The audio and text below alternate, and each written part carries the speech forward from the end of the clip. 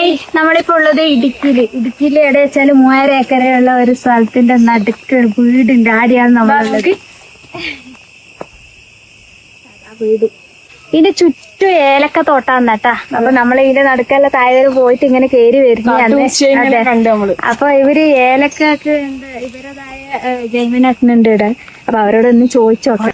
അല്ല, നമുക്ക് എല്ലാവരും ഈ പായസത്തിലൊക്കെ ഏലക്ക ഇടുമ്പോ ഈ വിഷം പറഞ്ഞ് ഭയങ്കര ഇതാ. പക്ഷെ ഞാൻ കുറെ കാലമായിട്ട് ശ്രമിച്ചുകൊണ്ടിരിക്കുന്നത് ഇത് വിഷം ഏറ്റവും കുറച്ചിട്ട് ആളുകൾക്ക് എങ്ങനെ വിഷമില്ലാത്ത ഏലക്ക കൊടുക്കാം. തെങ്ങിനൊക്കെ ആളുകൾ ഈ വിഷം കുത്തി വെക്കുന്നത് മാറ്റിയിട്ട് ഇപ്പൊ ഫുള്ള് നമ്മുടെ ഹോമിയോ ഗുളികയായി.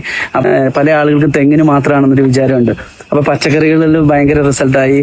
ഏത് കായ്ക്കാത്ത മാവും പൂക്കാത്ത മാവും ഒക്കെ പൂക്കുന്ന ഒരു സ്ഥിതി. അപ്പൊ അതുപോലെ തന്നെ ഏലത്തിനും ഈ ഹോമിയോ കൊടുത്തിട്ടുണ്ടെങ്കിൽ തണ്ടുതുരപ്പം പോലുള്ള ശല്യങ്ങളെല്ലാം ഒഴിവായി വളരെ കുറഞ്ഞ കെമിക്കൽ ഉപയോഗത്തിലേക്ക് ആളുകൾക്ക് മാറാനും പറ്റി. ഇവിടെ ഇപ്പൊ നിങ്ങൾ കണ്ടില്ലേ, 10 മാസം പോലും ആകാത്ത ഏലച്ചെടി കായ്ച്ചു തുടങ്ങി. സാധാരണ 18ാമത്തെ മാസം ആണ് വിളവെടുപ്പ് എന്ന് പറഞ്ഞാൽ ഇത് അതിനേക്കാൾ മുന്നേ നമുക്ക് കിട്ടുന്ന രീതിയിലേക്ക് ഈ ഹോമിയോ വളരെ നിസ്സാര പൈസയ്ക്ക് നമുക്ക് തന്നെ പ്രൂവ് ചെയ്യുന്നതുകൊണ്ട് ഇപ്പം ധാരാളം ആളുകൾ കിലോ കണക്കിന് ഹോമിയോ വാങ്ങിച്ച് ഇടുക്കി തന്നെ ഉപയോഗിക്കുന്നു. ഇതിപ്പോ സാധാരണ ഒരു 10 മാസം പോലും ആവാത്ത ചെടിക്ക് ശരം അടിച്ച് തുടങ്ങുകയുള്ളൂ. ഇതിപ്പോ കാ വിരിഞ്ഞു തുടങ്ങി.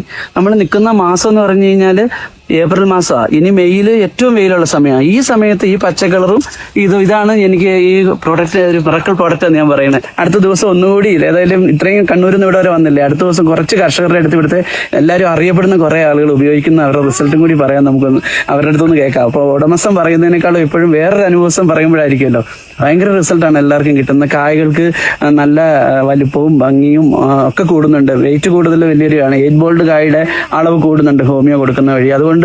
അതുപോലെ തന്നെ 25 ദിവസം കൂടുമ്പോൾ മരുന്നടിക്കുന്ന ആളുകൾക്ക് ആ മരുന്നടി ഒഴിവാക്കാനായിട്ട് സാധിക്കുന്നുണ്ട്. ഇപ്പോഴാണെങ്കിൽ ഭയങ്കര വെയിലാണ്. നിങ്ങൾ വേറെ ഏത് തോട്ടത്തിൽ ചെന്ന് കഴിഞ്ഞാൽ എല്ലാം പഴുത്ത് മഞ്ഞ കളറിലായിരിക്കും ഏലം നിൽക്കുന്നത്. ഇപ്പൊ ഇത്രയും പച്ച കളറിൽ ഇവിടെ നിൽക്കുന്നത് സാധാരണ ഹോമിയോ കൊടുക്കുന്നുണ്ടെങ്കിൽ എല്ലാ ദിവസവും ഇറിഗേഷൻ ചെയ്യുന്ന സ്ഥലത്ത് 4 ദിവസം 5 ദിവസം കൂടുമ്പോൾ ചെയ്താലും ചെടിക്ക് നല്ല ഇമ്മ്യൂണിറ്റി ആവും. നിങ്ങൾക്ക് നമ്മൾ കൊറിയർ ചെയ്തും കൊടുക്കുന്നുണ്ട്. ഈ SPC ഒരിക്കലൊന്ന് ട്രൈ ചെയ്ത് നോക്കുക. എന്നിട്ട് നിങ്ങളുടെ കമന്റ്സ് ഇതിലൊന്ന് രേഖപ്പെടുത്ത്.